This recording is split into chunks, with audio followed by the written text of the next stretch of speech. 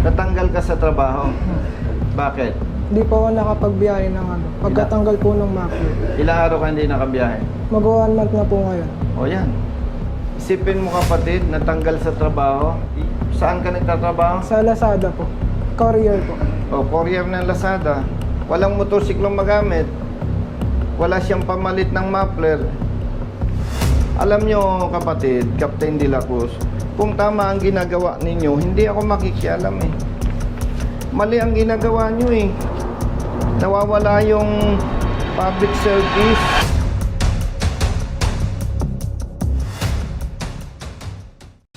Hinuli ng PNP Ubando, Bulacan ang isang kawawang rider dahil sa muffler violation. Subalit, mali ang procedure ng mga pulis at ang masakit pa dito, nakakumpiska pa ang kanyang muffler na nagresulta ng kanyang kawalan ng hanap buhay ng halos 1 buwan. Panoorin ang video mga brothers para magkaroon tayo ng public awareness patungkol nga dito sa guideline ng LTO pagdating sa motorcycle muffler. Brother, good afternoon. Captain De La Cruz, good afternoon. Pwedeng makita yung ordinansa ninyo about muffler? Kim, patuwa nga yung papel na sa taas. Papasukin mo yung 2 iyas. Kapatid, bakit hindi nakasulat ang pangalan? Ay, by the way, public service. Naka-record tayo ha. Wala naman tayong pag-uusapang personal eh. No? Public awareness. At ginagawa natin ito iyas, hindi lahat pero maraming pulis mali ang ginagawa. Kawaawa naman yung mga motorista na nabibiktima ng maling pagpapatupad ng batas. Kaya natin binibidyo para kung pulis ka, hindi mo alam yung tamang ginagawa, matuto ka. Kung ikaw naman ay motorista, malaman mo rin yung tama at mali. And wala tayong binabiolate, Captain De La Cruz, dahil ito ay public service, public awareness. Nakita mo ba yung uniforme niya? Yung kay ma'am lang po yung natandaan ko na ano. Kasi po siya po yung... Kasama ka ba? Opo, siya. Oo, kasama ka. Nanghuhuli kayo ng motorsiklo na sinasabi nating malakas ang tambutso. Ang sabi niya, ang ginamit ng pulis mo, cellphone. Tama? Ito, naka-video ano? Nag-video ka ano? Anong ginagamit nyo talaga? Yung pong decibel meter. Tsaka Nasaan? Nasaan yung aparato natin? Yung aparato. Decibel meter, meron kayo? Yan. Hindi ito ang ginamit. Hindi po. Cellphone lang Yung po. sa cellphone po na. Kasi nung time po na yun, biglaan po kasi operation. Kaya nag-download na kami ng decibel meter. Hindi ito ang ginamit nyo. Hindi pa po. Sinong may sabi sa inyo na authorize yun? Meron? Wala? Wala. Gumamit ba ang pulis ng triangle? Hindi rin po. Gumamit ng triangle ang pulis o hindi? Hindi po. Pero hindi naman po malapit na malapit yung... Hindi. Pulis ka. Hindi kasi pwede yung ginajustify natin yung mali. Hindi pwede kapatid. Ang pulis may ibang estilo, ang enforcers may ibang estilo. Dahil ang lead agency, LTO, kung ano yung ginagawa nila, tutuladan lang natin. Alam nyo ba, kapatid, na base sa guidelines na ginagamit ng LTO, may triangle para matiyak yung angle at yung distance. Nadinig mo yon. Ikaw bilang criminologist, bilang opisyal ng pulis, sa palagay mo, tama na kung ano lang ang gusto ng pulis, yun ang gagawin natin. Yung hindi ninyo paggamit ng triangle, na kung saan meron doong dimension, may angle na sinasabi, criminologist ka, technically, mali na yon. Pangalawa, cellphone. Hindi naman pwedeng gamitin mo ang cellphone personal use. Na subukan mo kung pasado yung motorsiklo mo, pero sa sound level, pero kung ang pag-uusapan kapatid ay enforcement, hindi acceptable yon. Hindi naman sinabi ng batas, pwedeng gamitin ang cellphone. Hindi sinabi ng batas, huwag ninyong sundin ang LTO, bahala na kayo. Basta may distansya. Kasi paano natin sasabihin sa adjudication or sa IAS na nasunod yung sukat at saka yung angle. Ang modified Muffler, wala pa yung paglabag. Magkakaroon lang ng paglabag kung more than 99 decibels. At tiningnan ko yung muffler niya, may video kasi ito, may ebidensya. Wala akong nakitang modification dyan eh. Alam ko kapatid, nag-aral ka naman. Pag sinabing modification, kung ito ang muffler, pwedeng pinaikli ko, pinahaba ko, pinaliit ko, modification yon. Pero kung binili ko ang muffler na ganito, halimbawa, ikinabit ko, wala akong binago, wala modification nun. Kumbaga, common sense, self-explanatory. Tinanggal nyo daw ang muffler. Nagtatanggal kayo ng muffler? Hindi ko alam. Tinanggal ang muffler? Opo, may tao po sila na pinagtanggal po ng muffler. O di kayo din yun. May tagatanggal kayo ng muffler, ano? Ito, oh, nasa video yan. Yan tao na yan. Yan tao na yan. Opo, yan po. O sino yan? Striker ninyo, ano? Ano Ano? po yan, kakilala lang po ng O kakilala ng polis ninyo. Kaya ipinagbabawal ang maingay na muffler kasi una may batas, pangalawa nakakaistorbo, pangatlo nakakabuisit. Yung kotse mo, pag tinanggalan ko ng muffler, magagalit ang kapitbahay mo. Baka mas maging doble pa ang ingay. So ibig sabihin, hindi naintindihan ng mga pulis natin yung tamang pagpapatupad ng batas. Hindi naintindihan ng tao natin ano ang intention, bakit hinuhuli ang maingay ang muffler. Ay lalo ninyong pinaingay eh.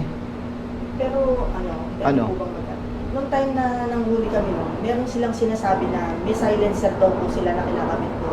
Hindi mo pwedeng justification yon.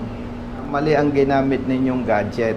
Mali ang inyong procedure. Gusto mong magpalusot. Pero technically, hindi na natin pag-uusapan yung silencer. Hindi na natin pag-uusapan yung maingay. Technically, wala ka ng laban dun eh. Natanggal ka sa trabaho. Bakit? Hindi po ako nakapagbiyahe ng pagkatanggal po ng muffler. Ilang araw ka hindi nakabiyahe? Mag-1 month na po ngayon. O yan. Isipin mo kapatid, natanggal sa trabaho. Saan ka nagtatrabaho? Sa Lazada po. Courier po. O, courier ng Lazada. Walang motorsiklong magamit. Wala siyang pamalit ng muffler. Alam nyo kapatid, Captain De La Cruz, kung tama ang ginagawa ninyo, hindi ako makikialam eh. Mali ang ginagawa nyo eh. Nawawala yung public service. Tingin ko pa lang walang violation to eh. Hindi ito modified. Hindi mo naman pwedeng i-justify sa akin na talagang maingay. Kasi hindi nyo nasukat, hindi nyo nagawa ng tama. Nakakaperwisyo kasi. Kaawa-awang nabibiktima ninyo eh. Ang pulis, public service. Ito yung ordinansa ninyo. Sa probinsya po. So ito ang ginagamit ninyo. Tagapagpaganap, PNP, traffic enforcers, sangguniang barangay. Paglabag, unang paglabag 1,000, ikalawang paglabag 3,000, ikatatlo 5,000. Wala akong makitang sinasabi dito na magkumpiska kayo ng muffler. Ang nakita ko lang dito mga multa. Baka hindi ko makita. Pakituro mo nga dyan sa ordinansa alin yung sinasabi na magkumpiska kayo ng muffler. Baka hindi ko lang makita. Pumunta nga tayo sa munisipyo. Gaano kalayo ang munisipyo dito? Captain De La Cruz. Dito lang po sa taas, sa kabilang building. Walking distance. Pwede mo kami samahan? Tama ba? Sige, pwede. Yes, let's go.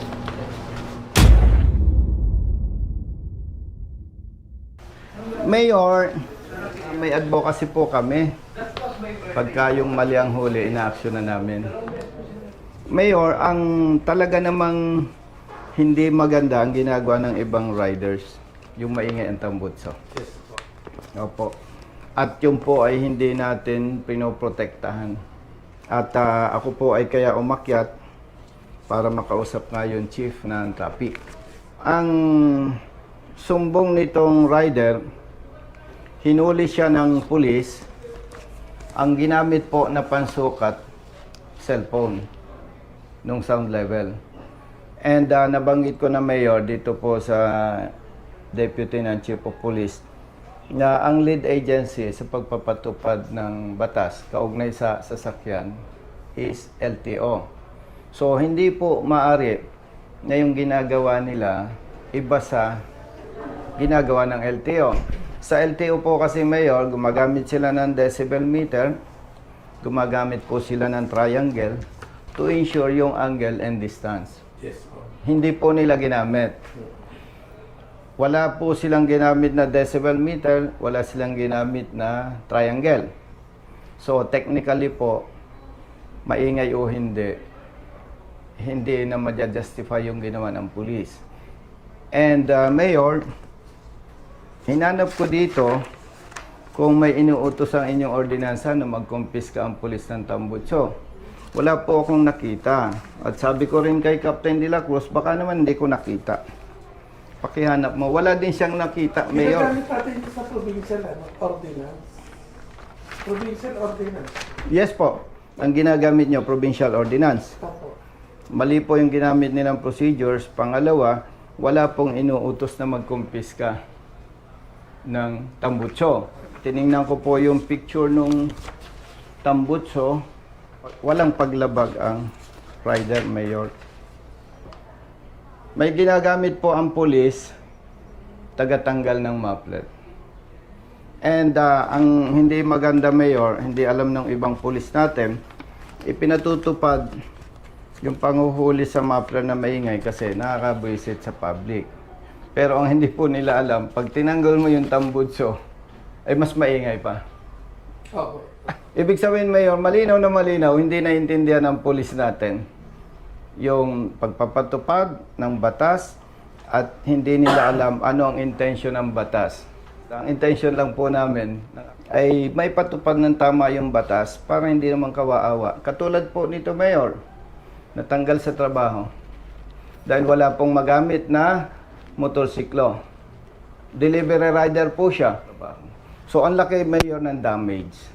Okay lang sana sa Mayor na maperwisyo sila kung may paglabag talaga at kung tama ang ginagawa ng pulis natin. Maganda rin po yung nandito ko dahil kahit pa paano, talaga naman no, yung mga tambutso ko talaga, kahit sino talaga nakakasora ko talaga sa lalakas. So, sabihin man nun natin, ayaw man nun natin patanggal o gamitin, talaga hong bibirado talaga ho sa karsate.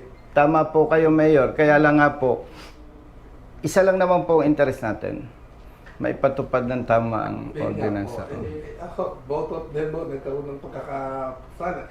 Talaga naman, alam niya naman bawal, pinagkalalakasan niya siguro. Ay, sorry, Mayor. Ako po ay 100% naniniwala, hindi ito bawal. Ang kino-question po namin sa party namin, yung una, hindi ginamit ang decibel meter, walang ginamit, Mayor, na triangle. Pangatlo, hindi inutos ng ordinansa magkumpiska. Ay po si PM ako, CMO, tama-tama, with respect to our mayor, may itatanong ako sa iyo.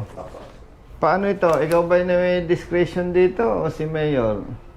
Ang protocol mayor, magko-contest siya para maimbestigahan properly. Sabi naman ho kasi, pagka ho naman sila sumunod na, wini-wait ko na rin po yung Mayor, sabi ko nga po sa iyo, hindi pwedeng sabing may violation siya kasi... Kung sa mga case po na sa case. may mga violation. Opo, kung sumunod, Opo. na-waive. Opo. Hindi Opo. po namin tinina. But in this case, Mayor, very Itong clear. case nga na to, May mali sa ano pulis. ba magandang gawin? Mayor, with respect sa iyo at sa protocol, may due process. Ngayon, hindi ko po i-advise to na mag-contest, magkaroon ng hearing dahil malaki ang perwisyo. Ayos. Kaya bibigyan ko na lang po ng pangmulta. Kasi ayaw ko naman sabihin sa'yo, Mayor, naipakita ko sa'yo, mali ang trabaho ng pulis, paki-cancel mo. Hindi naman tama yon with respect to local government. Eh kung dadaan naman sa proseso, Mayor, ilang beses absent to. Kaya magbibigay na lang po ako ng pangmulta para ma-resolve na yung problema niya. And Mayor, dahil wala namang inutos na magkumpiska sila ng tambutso, baka may request ko na ma-release yung tambutso sa rider. Hindi po, bibigay po natin, tsaka i-wait to na lang siguro. I-waive na lang po. Ay, salamat po. Dahil winave ni Mayor yung 1,000, dadagdag ko na lang sa ibibigay sa'yo kasi wala kang trabaho. Chief, upo ka. Anong year ka nag-retire? Optional po, 22. Ba't tanggalin mo yung face mask mo? Nahiya po ako. Ha? Nahiya po. Pakita ka para hindi kita Naiya ka? kilala. Baka Baka ito yung dating wanted Mayor eh. Hindi lang ito eh. Ha? Naparete. Nabarete po. Saan doon? Sa Malabon po ako nun eh. Sa Malabon po ako nakatira. Mayor, kasama ko yung PNP Internal Affairs Service. Kaya ako po sila kasama para masaksihan nila yung pag-uusap at hindi sila mahirapan sa investigation. Sasampahan namin ng administrative case yung police para matuto. Gusto nating supilin yung maling ginagawa ng Eh, police. kung ngayon naman ako yung nakausap niyo, kakusapin ko naman si Henry para hindi na maangin ito. Sino ba po meron sa akin? Sino yung police na yon? Sino yung- Paki-identify Tingnan mo. ko nga po. Sino ba po meron sa ticket? Mayor, makikita po ninyo, walang binago dito. Kasi pag sinabing modified mayor, pwedeng pinutol, pinaliit, pinaikli. Wala po eh. Wala. At ito, Mayor, walang kaduda-duda, pasado ito. Oh. Salamat ka kay Mayor, ha? Pinabalik. No? Yan ba talaga yan? Opo, ito po. Ito po yung Ha? pinaka-palatandaan ko po. Ah, yan talaga. Captain De La Cruz, sino ang nanghuli sa kanya? Si Villaflor po. Anong ranggo niya? Patrolman. Bakit ang nakalagay sa ticket, patroller, dapat patrolman. Captain De La Cruz, mabuti yung pakinig mo. Kakasuhan dapat kita eh, tsaka yung tao mo. Pinakikiusap si Mayor, wag kitang kasuhan. Bilang respeto kay Mayor, sa ngalan ng aming advocacy, hindi ko tatanggihan yung request niya. Kasi ang interest lang naman natin ay pigilan at supilin yung maling ginagawa ng pulis para iangat ang imahe ng kapulisan. At pangalawa, kaawa-awa ang mga nabibiktima katulad niya, isang buwan nang walang hanap buhay. Kaya Mayor, yung pagdisiplina sa kanila, ipagtitiwala ko po sa iyo. Apo, salamat po. At ito naman po ay ngayon pa lang po, after nito, patatawag ko na po si Henry. Yes, pagpapatupad Eh, mo sa- patutupad ko na po talaga yung kanina tama. Yes po, salamat po. Pakitawagan si Hepe, ano kagad dito ha? Usap kami. Mayor, kayo na pong bahala. Thank you po.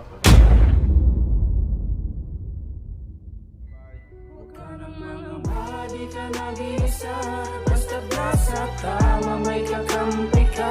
Nandiyan si Colonel Busita, nandiyan si Colonel Busita. Huwag ka naman ng di ka nag-iisa, basta nasa tama may kakampi ka. Nandiyan si Colonel Busita, nandiyan si Colonel Busita. Bilat sa init, minsa'y basa din ng ulan. Pawis na gumuguhit sa mismo ring katawan. Kadalasang sumisingit, pagod nararamdaman, ngunit diretso sa pagpihit, kumalaman ng tiyan. Bawat daan ng masikip, pinipilit malusutan.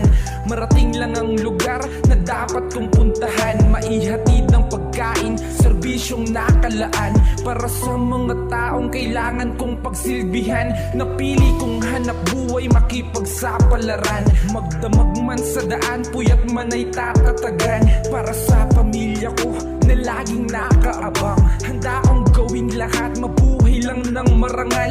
Kahit pa may sandaling tila ba natatapakan ng karapatan sa tuwing minsan ay nararanasan di patas na pagtingin ng ilang nanunungkulan. Mga taong abusado sa kimsa kapangyarihan. Mga body ka nag-iisa, basta't nasa tama may kakampi ka. Nandiyan si Colonel Busita, nandiyan si Colonel Busita. Huwag ka namang body ka nag-iisa, basta't nasa tama may kakampi ka. Nandiyan si Colonel Busita, nandiyan si Colonel Busita. May pagkakataon din na tila naaapi, mga tama na katwiran ay naiisang tabi. Mga dapat ay napapalitan ng mga mali, dulot ay kalituhan kaya't laging nauuwi sa pagpataw ng multa na may akamang